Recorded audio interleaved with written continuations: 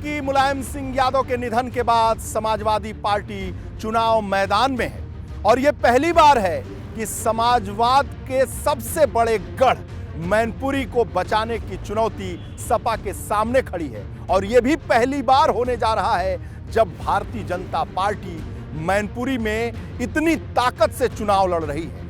लेकिन अब सवाल है कि क्या सपा के राष्ट्रीय अध्यक्ष अखिलेश यादव के हार का सिलसिला मैनपुरी उपचुनाव का नतीजा इस पर पूर्ण विराम लगा पाएगा? और यह भी सवाल है कि क्या चाचा और भतीजे के बीच जो रिश्तों पर सवाल खड़े होते हैं उस पर भी पूर्ण विराम लग पाएगा? क्योंकि मैनपुरी उपचुनाव का रिजल्ट केवल एक चुनाव का रिजल्ट मात्र नहीं है, बल्कि यूपी में समाजवादी पार्टी की सियासत को तय करने वाला रिजल्ट है। और ऐसे में ये भी संदेश देगा कि क्या भविष्य में भाजपा से लड़ा भी जा सकता है या नहीं।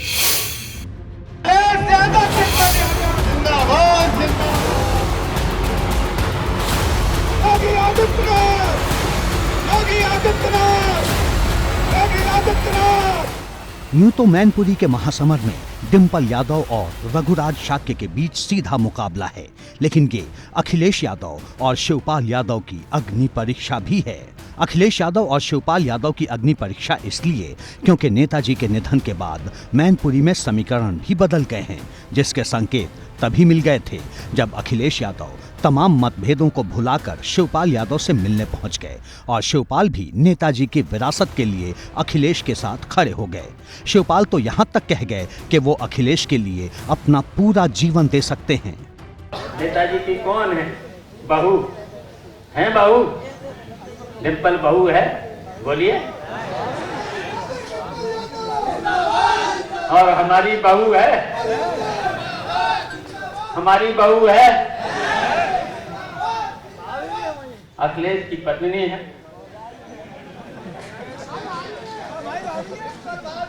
और हमें तो नहीं कहना चाहता हूं, अब अखिलेश को मैंने अपना पूरा जीवन दे सकते हैं। दरअसल बीते कई चुनावों में मैनपुरी लोकसभा सीट पर भाजपा ने उस अंदाज में चुनाव नहीं लड़ा है जैसा उपचुनाव के दौरान भाजपा की रणनीति रही है।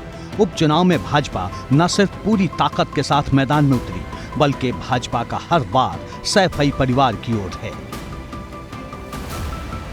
एक नया रहस्य मैं आपको बता रहा हूं, ये समाजवाद, ये जेपी का समाजवाद नहीं है, डॉक्टर लोहिया का समाजवाद भी नहीं है। चचा शिवपाल तो डॉक्टर लोहिया के बारे में लिखते हैं, लेकिन उनको स्वयं नहीं मालूम होता है कि वे क्या लिख रहे हैं। शिवपाल जी का जो समाजवाद है वह है जिसकी लाठी उसकी भैंस।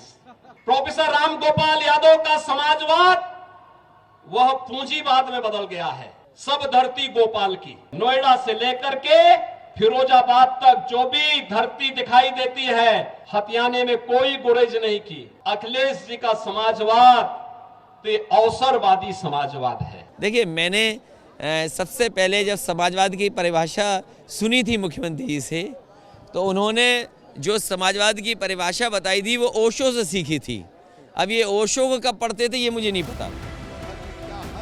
1996 से अब तक मैनपुरी संसदीय सीट पर समाजवादी पार्टी का कब्जा रहा है, लेकिन इस बार समाजवादी पार्टी के लिए हालात वैसे नहीं। 2019 में मुलायम सिंह यादव को 53.8% वोट मिले थे, जबकि भाजपा को 44.1%। मतलब ये कि 2019 में मैनपुरी संसदीय सीट पर सपा और भाजपा के बीच 9.7% वोट का फासला था।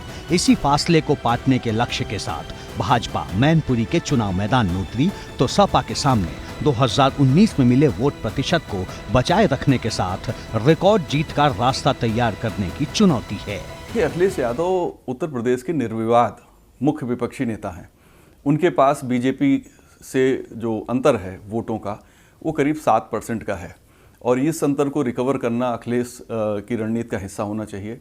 मैनपुरी में जिस तरह की राजनीतिक चुनौती से वो रूबरू हैं और जिस तरह का उन्होंने उस चैलेंज को स्वीकार करते हुए ज़मीन पे उतर कर लोगों को एकजुट करने की कोशिश की है, हर वर्ग हर जाति, तो मुझे लगता है कि इस चुनाव से जो सीख उनको मिलेगी उससे अखिलेश को बेनिफिट होगा और अखिलेश का भविष्य सुधर सकता है अगर वो चुनाव जीतते हैं तो भी। यहाँ गौर करने वाली बात यह है कि 2019 लोकसभा चुनाव में मुलायम सिंह यादव मैनपुरी से प्रत्याशी थे और उपचुनाव में डिंपल यादव प्रत्याशी हैं। अखिलेश के नेतृत्व में समाजवादी पार्टी चुनाव मैदान में है, जबकि साल 2019 में हुए लोकसभा चुनाव में भाजपा की रणनीति वैसी नहीं थी जैसी अब दिखाई दे रही है। शायद यही वजह है कि सैफई परिवार को न सिर्फ एकजुट होना पड़ा बल्कि नेताजी के नाम पर अपने ही गढ़ में घर घर जाकर वोट मांगना पड़ा। 1996 से लेकर 2019 तक मैनपुरी में ऐसी स्थिति शायद ही कभी दिखी हो। देखिए, मैनपुरी माननीय मुलायम सिंह जी की धरती है, ये समाजवादी धरती है और कृषि प्रधान जनपद है। यहाँ से समाजवादी पार्टी के उम्मीदवार डिंपल यादव ही चुनाव जीतेंगे। 2024 में भारतीय जनता पार्टी का देश से सफाया होगा और भारतीय जनता पार्टी की सरकार 2024 में नहीं बनेगी, विपक्ष की सरकार बनेगी केंद्र में और प्रदेश में।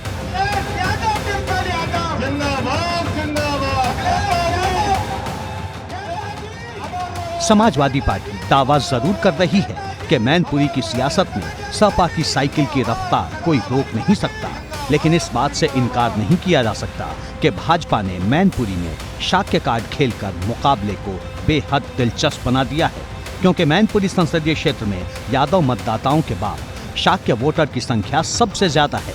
दूसरा, मैनपुरी के मोर्चे पर भाजपा ने पार्टी पदाधिकारियों के साथ राज्य सरकार के कई मंत्रियों को उतारा और खुद मुख्यमंत्री योगी आदित्यनाथ ने भी यहां जनसभाओं को संबोधित किया। मैनपुरी में भाजपा ने बूथ स्तर पर पार्टी के पक्ष में माहौल बनाने की रणनीति तैयार की, जो कितना असर डालेगी ये तो 8 दिसंबर को नतीजों के बाद ही पता चलेगा। लेकिन मतदान से पहले भाजपा का जोश 7वें आसमान पर है।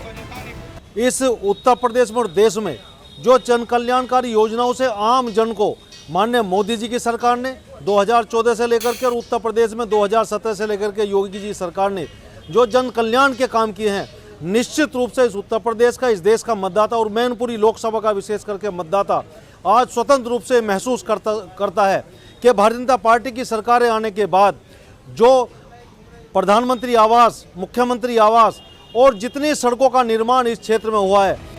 बहरहाल भाजपा और सपा प्रचार के जरिए अपना जोर दिखा चुकी हैं, हर एक रणनीति को आजमा चुकी हैं। अब बारी जनता की है कि वो क्या संदेश देती है। एबीपी गंगा के लिए ब्यूरो रिपोर्ट।